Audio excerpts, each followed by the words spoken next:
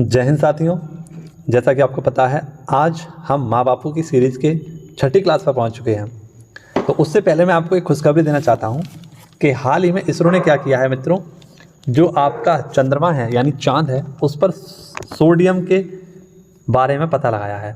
सबसे पहले आपको ये जानकारी जाननी होगी कि इसरो ने चांद पर पहली बार सोडियम का पता लगा लिया है। ठीक है, और आप सभी को पता होना चाहिए ये हमारे लिए नई जानकारी है और एक्सोस्फीयर के बारे में इसको शोध करने का मौका मिला था। ठीक है, तो चलिए शुरुआत करते हैं इस न्यूज़ के साथ आज के इस माँ बापू सीरीज़ की। पहला हमारा क्वेश्चन आपसे पूछा गया है C5H10 हाइड्रोकार्बन का नाम क्या है? तो इसे हम कहते हैं पेंटेन। आप सभी ने क्लास 9th में या 11th में पढ़ा होगा, जब आपको IUPAC नाम सिखाए गए थे तब उस समय आपने C कार्बन बताया गया होगा आपको मैथ, C एथ, 3 से होगा आपका प्रोप, 4 से होगा ब्यूट, 5 से होगा पेंट, है ना। तो इसमें आपको 3 सूत्र याद कराए होंगे। 3 सूत्र कौन कौन से थे वे? एल्केन, एल्कीन और एल्काइन।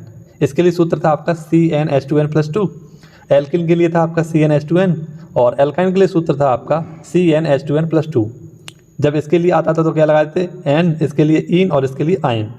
ठीक है, और इस प्रकार से हमारा एक डायग्राम भी बन जाता था। तो आपसे यही पूछा गया है कि C5H10 में हमारा क्या है? पेंटेन है। ठीक है, चलिए आगे देखते हैं। तो बहुत इंपॉर्टेंट क्लास है और बहुत ही सरल माध्यम से मैंने बहुत ही कम समय में आपको पूरी क्लास समझाने की कोशिश की है। आप पूरी क्लास को अंत तक देखना और वीडियो के अंत में आपके लिए एक और खुशखबरी लेकर आया हूँ और एक और आपके लिए बेहद अच्छी जानकारी लेकर आया हूँ। तो आप अगर वीडियो को पूरा देख पाएंगे तो आपको वो खबर मिल पाएगी। चलिए देखते हैं अगला क्वेश्चन। कार्बन अपर रूप विद्युत का सुचालक। तो जो कार्बन होता है इसके अपर रूप का विद्युत का सुचालक कौन होता है? तो वो होता है ग्रेफाइट। और ग्रेफाइट किसके रूप में कार्य करता है? तो स्नेहक के रूप में कार्य करता है। आप सभी ने छोटे पर क्या किया होगा? ग्रेफाइट यानी कि जो पेंसिल में आपकी क्या लगी होती है, पेंसिल में जो निब लगी होती है उसमें वो किसकी बनी होती है? आपकी ग्रेफाइट की बनी होती है ना। और आपने क्या किया होगा, कभी कभी उसको बिजली के प्लग में लगाकर देखा होगा तो आपने देखा होगा उसमें करंट आता है। तो इसीलिए बोला गया है कि बिजली का क्या है? सुचालक है। ये जो कार्बन के अपर रूप होते हैं 2 प्रकार के होते हैं, एक होता है क्रिस्टलीय और एक होता है अक्रिस्टलीय। क्रिस्टलीय कौन कौन से होते हैं? आपके हीरा, ग्रेफाइट और फुलेरिन। जबकि अक्रिस्टलीय कौन से होते हैं? आपके कोक और चारकोल। ठीक है, हीरा प्राकृतिक रूप से पाए जाने वाला सबसे कठोरतम आपका क्या है? संरचना है। चलिए आगे देखते हैं प्रमुख मुख्यालय कौन कौन से हैं आपके। बहुत अच्छे तरीके से मुख्यालय मैंने याद कराने की कोशिश की है। तो देखिए मित्रों, IMF और वर्ल्ड बैंक का मुख्यालय कहाँ पर है? आपका वाशिंगटन DC में। इनको जुड़वा बहन के नाम से जाना जाता है। किस नाम से? जुड़वा बहन, क्योंकि इनका जो स्थापना हुआ था वो एक ही समय पर हुआ था 1944 में, जबकि इन्होंने काम करना कब चालू किया? 1945 में। ठीक है, इन दोनों का हेडक्वार्टर वाशिंगटन DC में और एक सम्मेलन हुआ था ब्रेटन वुड्स सम्मेलन, उसके तहत इन दोनों की स्थापना की गई थी। बात करें थी IMF की, तो वर्तमान में इसके जो हेड हैं उनका नाम है आपका क्रिस्टलीना जॉर्जिवा। क्या नाम है? Kristalina Georgieva. और ये क्रिस्टलीना जॉर्जिवा किस देश की है? तो यह है बुल्गारिया की। किस देश की है? बुल्गारिया। बुल्गारिया की राजधानी मुझे आप सभी लोग कमेंट बॉक्स में बता दीजिए क्या है। चलिए, UNO का हेडक्वार्टर कहाँ पर आपका? तो यह है आपका न्यूयॉर्क में। UNO में आपको N दिख रहा है तो N से आप याद कर लेना न्यूयॉर्क। न्यूयॉर्क कहाँ पर आपका? USA में। ठीक है, अब UNO की बात करें तो इसकी स्थापना की गई थी आपकी 24 अक्टूबर 1945 को। कब की गई? 24 अक्टूबर 1945 को, क्योंकि विश्व में शांति स्थापित करने के लिए इसकी स्थापना की गई थी। नेक्स्ट आपके सामने है WHO। इसकी स्थापना 7 अप्रैल 1948 को की गई थी। कब? 7 अप्रैल 1948 को। इसीलिए 7 अप्रैल को क्या मनाते हैं? तो विश्व स्वास्थ्य दिवस मनाते हैं। अगला आपके है WHO। तो WHO का हेडक्वार्टर कहाँ पर है? जिनेवा। और जिनेवा कहाँ पर आपका? स्विट्जरलैंड में। WTO का, इसका भी जिनेवा में है। विपो का, इसका भी जिनेवा में है। रेड क्रॉस का हेडक्वार्टर ये भी जिनेवा में है। ILO का हेडक्वार्टर ये भी जिनेवा में है। यूनेस्को का हेडक्वार्टर कहाँ पर आपका? पेरिस में। और भारत की कितनी यूनेस्को में वर्ल्ड हेरिटेज साइट है? तो कुल हेरिटेज साइट आपकी 40। याद रखना सभी लोग। UNEP, तो UNEP के बारे में आप सभी लोग जानते होंगे। United national environment programme, Nairobi Kenya में इसका हेडक्वार्टर है। ADB, एशियन डेवलपमेंट बैंक, इसका हेडक्वार्टर मनीला, फिलीपींस में है। UNDP, इसका हेडक्वार्टर न्यूयॉर्क में है। FAO, रोम, इटली में है। ISA, इंटरनेशनल सोलर अलायंस, इसका गुरुग्राम में है। और नाटो और ब्रुसेल्स का कहाँ पर है? तो ब्रुसेल्स में है। ठीक है, नाटो और यूरोपियन यूनियन का हेडक्वार्टर कहाँ पर है? ब्रुसेल्स में। जल्दी से कमेंट बॉक्स में ब्रुसेल्स की राजधानी बता दीजिए क्या है, या ब्रुसेल्स किसकी राजधानी है। ठीक है, अगला क्वेश्चन आपके सामने, राष्ट्रीय सांख्यिकी दिवस कब मनाते हैं? तो प्रत्येक 29 जून को मनाते हैं, क्योंकि मित्रों 29 जून को ही महान लोवेस जयंती मनाते हैं। ठीक है, महान लोवेस का मॉडल कौन सा था आप सभी को पता है, जो 5 ईयर प्लान आए थे उसका जो ड्राफ्ट तैयार किया था, है ना, आप सभी के लिए, यानी जो सोच थी वो किसकी थी, महान लोवेस की ही थी। तो ये सेकंड 5 ईयर प्लान जो आया था वो इन्हीं के मॉडल पर आधारित था। 1956 से 1961 के लिए आया था ये। तो इन्हीं के जन्म दिवस पर क्या मनाते हैं, राष्ट्रीय सांख्यिकी दिवस मनाते हैं। अब जिस प्रकार से आपको 22 का आंकड़ा याद कराया है, 22 मार्च, है ना, 22 अप्रैल और 22 मई वाला जो आंकड़ा कराया है, इसमें आपका जल दिवस, पृथ्वी दिवस मनाते हैं और जैव विविधता दिवस। इसी प्रकार से आपको 29 का आंकड़ा याद करना है। 29 के आंकड़े में आपको क्या याद करना है, एक आपको याद करना है 29 अगस्त खेल दिवस, 29 जुलाई अंतर्राष्ट्रीय बाघ दिवस, और इसके साथ आपको याद रखना है 22 दिसंबर को हम क्या मनाते हैं, तो गणित दिवस मनाते हैं। ठीक है, चलिए अगला क्वेश्चन आपका रबर से संबंधित है, और प्राकृतिक रबर की गुणवत्ता और तन्न सामर्थ्यता बढ़ाने के लिए सल्फर के साथ इसे गर्म किया जाता है, और इस क्रिया को क्या कहते हैं, वाल्कनीकरण कहते हैं। प्राकृतिक रबर का जो बहुलक होता है वो क्या होता है, आइसोपीन होता है। ठीक है, चलिए आगे देखते हैं। प्रेस, भारतीय प्रेस का मुक्तिदाता किसे कहा जाता है, तो मेटकॉफ को कहा जाता है। रिपन को क्या कहा जाता है, स्थानीय सुशासन का जनक। एलन मिरो को दास प्रथा का अंत करने वाला कहा जाता है। और लैटिन, ये कौन है, तो आपको पता है लिटन, इसके द्वारा क्या लाया गया था, वर्नाकुलर प्रेस एक्ट 1778 में। ठीक है, और इसी वर्नाकुलर प्रेस एक्ट को ख़त्म किसने किया था, तो मेटकॉफ ने।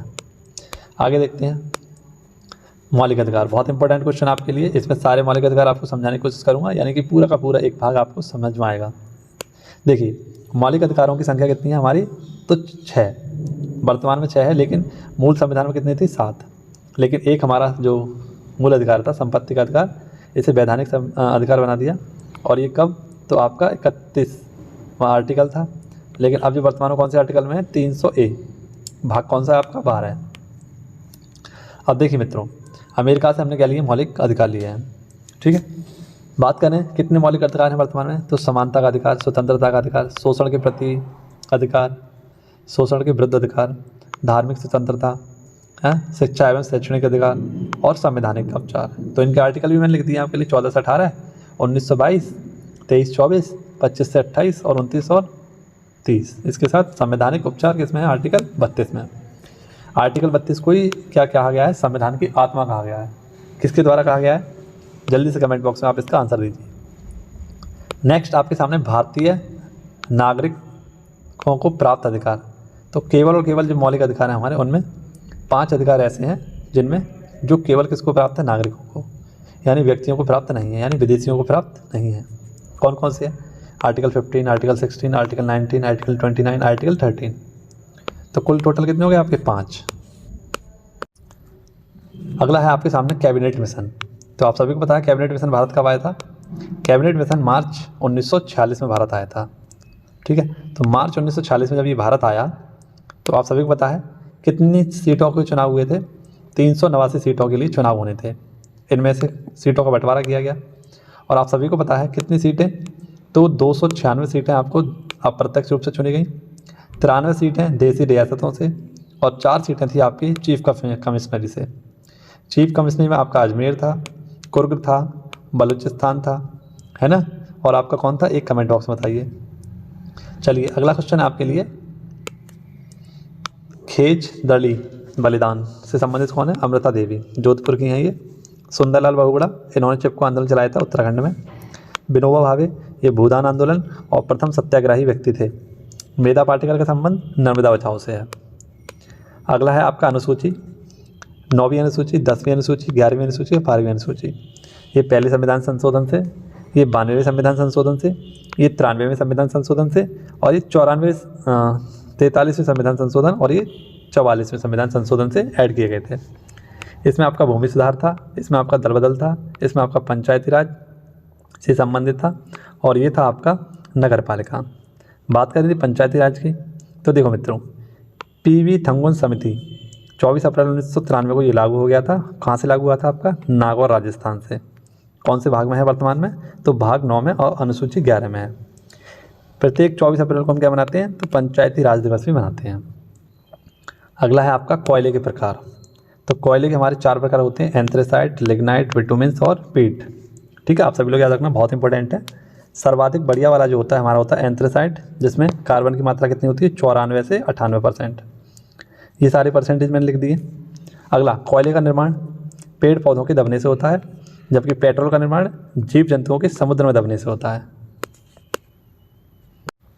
और ये स्लाइड आपके लिए और भी ज़्यादा इंपॉर्टेंट है, इस स्लाइड को आप पूरा अवश्य देखना, और हो सके तो आप सभी लोग वीडियो को लाइक कर देना। ठीक है, चैनल पर नए आए हो तो चैनल को भी सब्सक्राइब कर लेना। चलिए अब देखते हैं नवीकरणीय ऊर्जा। तो नवीकरणीय ऊर्जा ये क्या है, आपकी सौर ऊर्जा से बनती है। CNG, मीथेन और LPG ब्यूटन और प्रोपेन का मिश्रण होता है। नेक्स्ट, सौभाग्य योजना, ये कब स्टार्ट हुई थी, 25 सितंबर 2017 को। ये इंपॉर्टेंट क्वेश्चन है आपके लिए। अंतर्राष्ट्रीय जैव विविधता वर्ष कब मनाया जाएगा, तो ये मनाएगा 2010 में। ठीक है, दाल वर्ष कब मनाया जाएगा, 2016 में, और बाजरा का वर्ष 2023 में मनाया जाएगा। अब बात करें जैव विविधता की, तो देखो मित्रों, जैव विविधता सर्वाधिक कहाँ पाई जाती है, आपकी भारत में। और वो भी भारत में कहाँ पाई जाएगी, अगर भारत की बात करें तो भारत में कहाँ पाई जाएगी, तो ये शांत घाटी। और शांत घाटी कहाँ है, आपकी केरल में। और केरल के पश्चिमी घाट में ये सबसे ज़्यादा पाई जाती है, लगभग 8%। लेकिन अगर आपसे विश्व में पूछ लिया जाए कि सर्वाधिक जैव विविधता कहाँ पाई जाती है, तो ये पाई जाती है आपकी अमेज़न वर्षावन में। कहाँ पाई जाती है, अमेज़न वर्षावन में। ठीक है, तो आप सभी लोग याद रखना, ब्राज़ील में, यहीं पर आपके अमेज़न वर्षावन पाए जाते हैं। और यहीं पर आपकी अमेज़न नदी भी पाई जाती है, जो कि विश्व की 2nd लंबी नदी है। अब आप देखते हैं कि जैव विविधता के लिए एक्ट कब आया था, 2002 में। ठीक है, और जैव विविधता के जनक कौन है, तो जैव विविधता का जो जनक है वो है E.O. विल्सन। ठीक है, जैव विविधता के 3 स्तर होते हैं, एक होता है प्रजाति, एक होता है आनुवंशिक और एक है परितंत्र। ठीक है, अब देखो 22 का आंकड़ा याद कराया था आपको। 22 का आंकड़ा क्या था, 22 के आंकड़े में 22 अप्रैल, 22 मार्च और 22 मई था।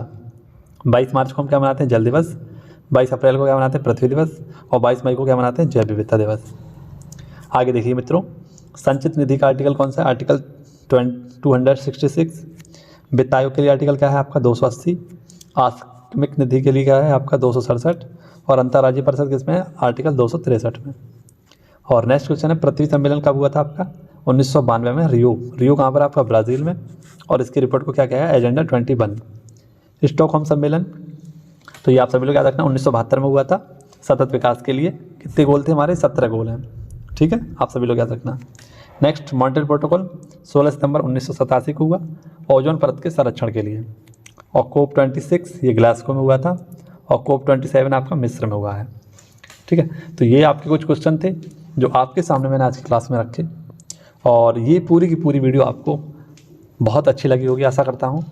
थोड़ा सा तबीयत ख़राब है, मैंने आपको बताया था, तो उसी तबीयत के ख़राब चलते भी मैंने आपको आज संडे का दिन 4 वीडियो दी हैं। तो आप चारों वीडियो को अपना प्यार दें, है ना। और पेट एग्ज़ाम को पास करने के लिए चारों वीडियो को एक बार ज़रूर देख लें। बहुत मेहनत करी है मैंने, बहुत ज़्यादा लिखने के बाद आपको ये सारी वीडियो प्रोवाइड कराएंगे। ठीक है, तो आप सभी लोग इस मेहनत को समझें और ज़्यादा से ज़्यादा वीडियो को लाइक शेयर करें। ठीक है, चलिए मिलना होगा आपसे अगली वीडियो में, सुबह वाली क्लास में। देखना ना भूलें। धन्यवाद।